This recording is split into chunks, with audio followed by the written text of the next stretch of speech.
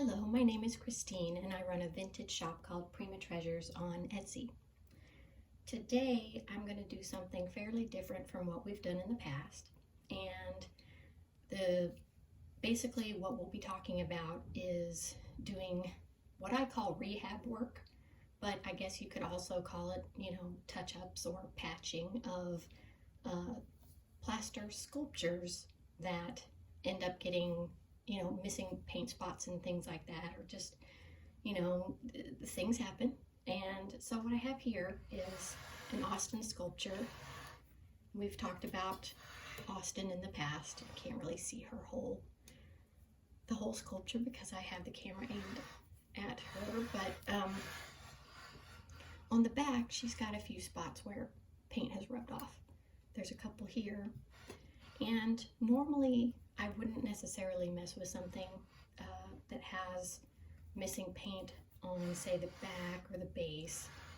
Typically, if I do touch-ups on a sculpture for the store, I focus on sculptures that have missing paint on the face, or whatever the focal point of the sculpture is. But in this case, I want to do a demo, so I'm going to use this one, and she only has missing paint on the back. So that's what we're going to run with. But the reason I want to talk about it is because it's a little bit different than I think what you would normally think of when you contemplate doing a touch-up. But there's a lot of Austin sculptures out there, and there are people who actually collect them.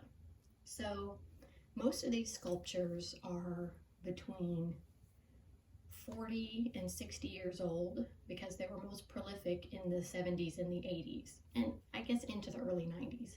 So that window of time. But no matter how you look at it, these sculptures are, at least 30 years old, and stuff happens.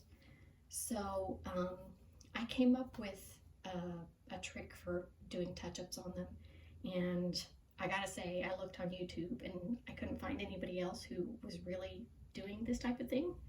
So I figured I've had this project on my list for a while to put together a video about this, and I figured it's time. So I'm going to walk you through how to do touch-ups on specifically an Austin sculpture, because the bulk of the items that they put out have this, I hope you can see, it's like a metallic finish on it. So they used these metallic paints when they did it. And so you can't really use regular craft paint to touch them up, because you're not gonna match this metallic finish. So I have some other products here, and hopefully you can see. It's called Inca Gold. I've got two different pots here, and what they make is these metallic wax rubs. And there are actually several other brands that do something similar. So it wouldn't necessarily have to be this Inca brand, but what you want is essentially a metallic wax rub, and what I do with it, which is kind of the part that I couldn't find anyone else doing, is I pick a color. So in this case, she's got kind of a dark bronze tone to the paint. So usually in this situation, I would start with this sort of gunmetal gray color, because it's, the closest that I have. I also have, as you can see, gold, and they make a silver. They also make some very colorful metallics, right, like red and blue, but usually those are too colorful for an Austin sculpture, which tends to be these more muted colors. So normally what I would do is I would pick a color that I'm going to start with, and that's the gray in this case. And if she had more of a gold tone finish, I would blend the gray and the gold together, but I don't think I'm going to do that in this case.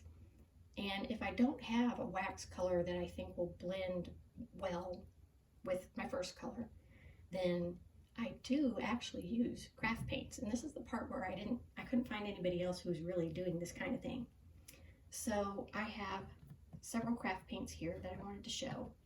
Hopefully you can see them all. Yes, you can. The colors that usually I find myself needing to blend with would be white if I need to lighten the gray, black if I started with gold and needed to darken it, yellow in case it had gold tones and I wasn't going to use the yellow wax, and then I also have red, which I am going to use today because you can see she's got this copper sheen going on. So I'm going to have to put this red one in. So usually between the colors of white, black, yellow, and red, you can get pretty close to whatever color your Austin happens to be. So that's my arsenal of tools.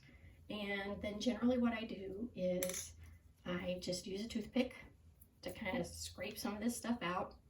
And it's a little firmer now than when I bought it.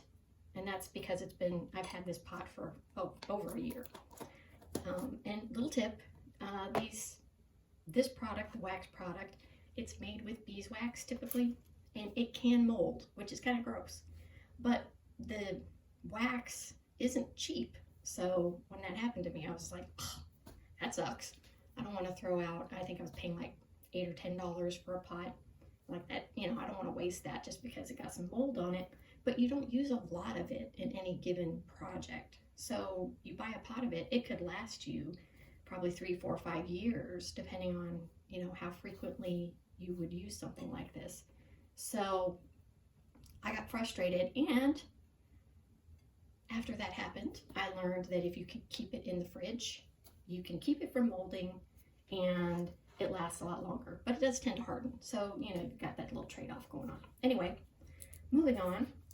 Normally what I would do is I would start with a blob of this, and then I would get out my handy toothpicks, which I use basically to help me control how much color I'm getting.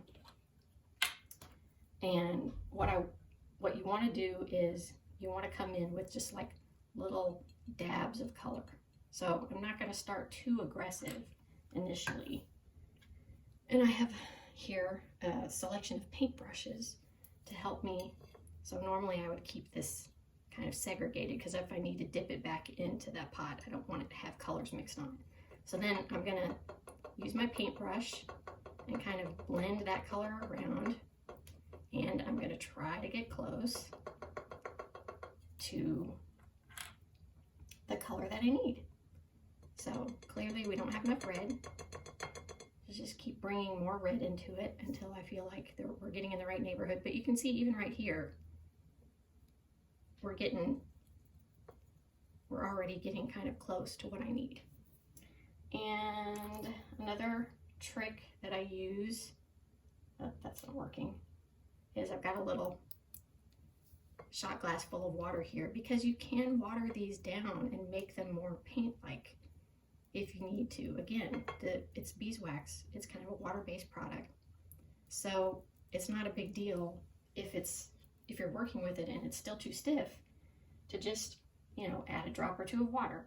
Then it will also tend to dry up on you a bit as you play around with it.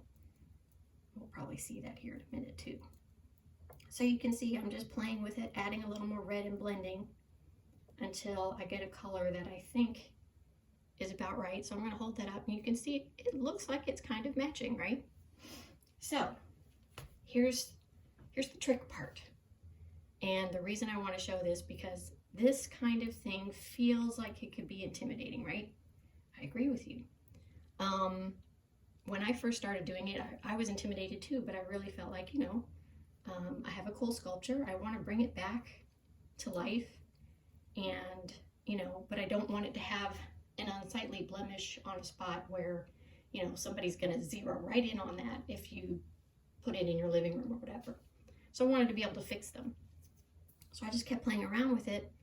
And what I learned is that I'm going to just go in right there and blob it on. And you can see it's a pretty close match, but I'm going to show you this anyway. Even though I've managed to get pretty close right off the bat, which I didn't expect. If for some reason that color was not right, and actually, now that I say that, let me pick up this over here and try to put it on. So if I put that on, you can see it's a little too gray, right? So if I decide I'm not happy, let's take a wet wipe and wipe it right back off and start over.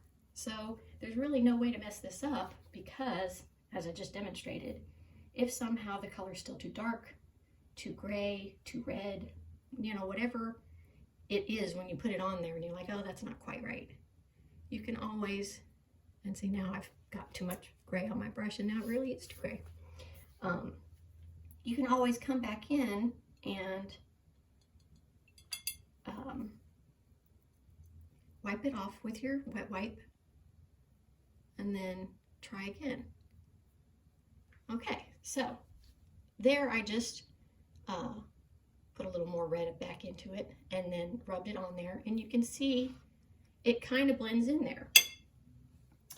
And usually what I do if I think I've gotten a good match is I will put it on there, and then I come in with an extra light and I kind of shine from different directions to make sure that wherever the light is hitting it, whatever angle it's coming from, I still can't see the spot I just covered. And the reason for that is obviously because you don't know once you get it placed what kind of light you're going to be dealing with. So I want to, you know, make extra sure that if I hit the light from here or from here, that now all of a sudden I don't see the area I just covered. So as you can see, that went pretty well.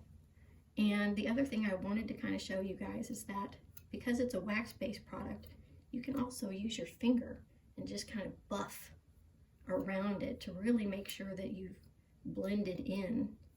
And you can see on my finger it's nice and shiny, so you can really kind of work it if you need to kind of blend it with the spot around it to make sure that it really looks, you know, like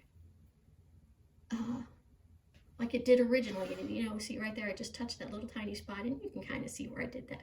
But if I then come back and I'm uncovering it, but you can see around it, since I buffed it, it doesn't stand out so much as like just a random splotch on that spot. It actually looks more buffed in, although I would still need to come back in here, actually get more paint on that. Oh, that's not working, but it's a little pin tip spot. I'm not gonna worry about it too much.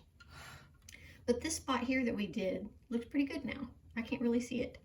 And I think we've got it covered nicely, and it's blending in. I'm just gonna pivot this a little bit so you can kind of see when the light hits it from a different direction, that you really can't see where that was anymore, or at least I can't.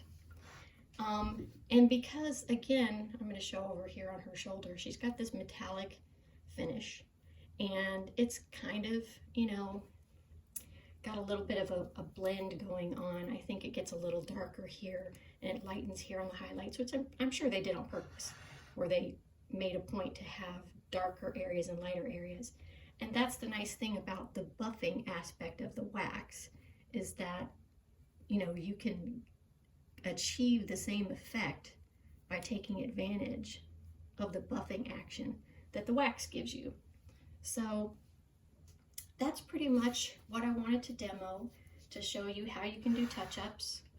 And as I said, because it's water-based, if you mess up, it's not really a crisis, because you can use your wet wipe and you can get it right back off there and then go back to your color blending and start again.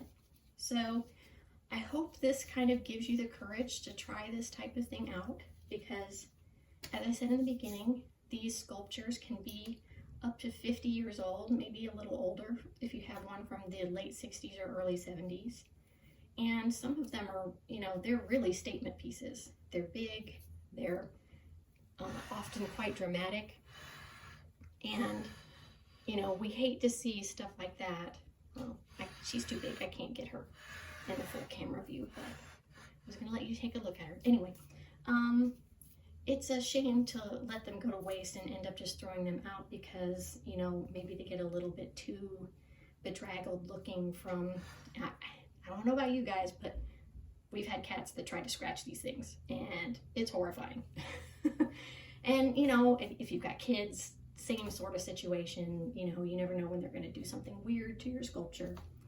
But there's a lot of these floating around out there, and I would love to see people, you know, attempt to rehab them and make them bring them back to their original glory rather than just toss them because they get a little, you know, scuffed up and they maybe don't have the same kind of elegant look that you wanted when you bought it. So I hope that gives you enough information to give this a shot. If you have questions, feel free to leave them in the comments and I'll do what I can to answer them. And I will post links to the Inca Gold for anyone who wants to check that out.